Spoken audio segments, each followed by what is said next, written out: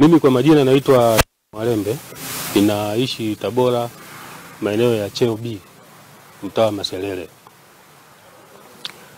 Tarehe 18 ya mwezi wa 3 2025 tulipata binti wa kazi pale nyumbani, ambapo tulimpokea mida ya saa 9 hivi tarehe 18. Sasa tulimtambulisha nyumbani pale na nini, tukamwelekeza kila kitu. Kwa hiyo akaanza sasa maisha pale rasmi. Sasa tarehe 19 mimi nikiwa niko kazini kwangu, mida ya saa 9 hivi nilipigiwa simu na mke wangu akiwa analia sana. Unaona? Sasa nikamuuliza kuna nini, akaniambia bwana, yule binti aliyekuja jana ametoroka na mtoto.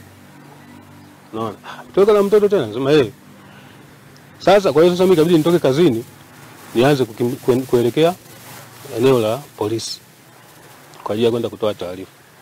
Hasa bahati nzuri wakati hilo limetokea, maana kwa ushirikiano na majirani ikabidi zikapigwa simu kwenye vituo vya bodaboda vya jirani, lakini pia na stendi kule, ili kama atafika hayo maeneo basi tupate taarifa hizo. Sasa wakati mimi nimefika kituo cha polisi, maana kwa kuwa taarifa zilikuwa zimeshasambaa, basi akawa na jeshi la polisi wakawa wamepata taarifa hizo.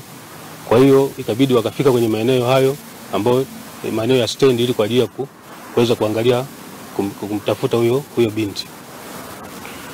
Sasa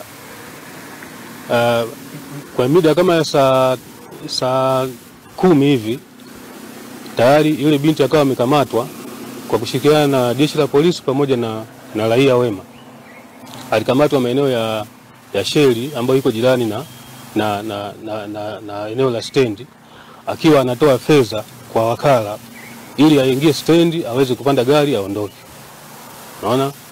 Kwa hiyo bahati nzuri kwa ushirikiano huo akawa amekamatwa na kupelekwa jeshi la polisi kwenye kituo cha Central Police cha Tabora.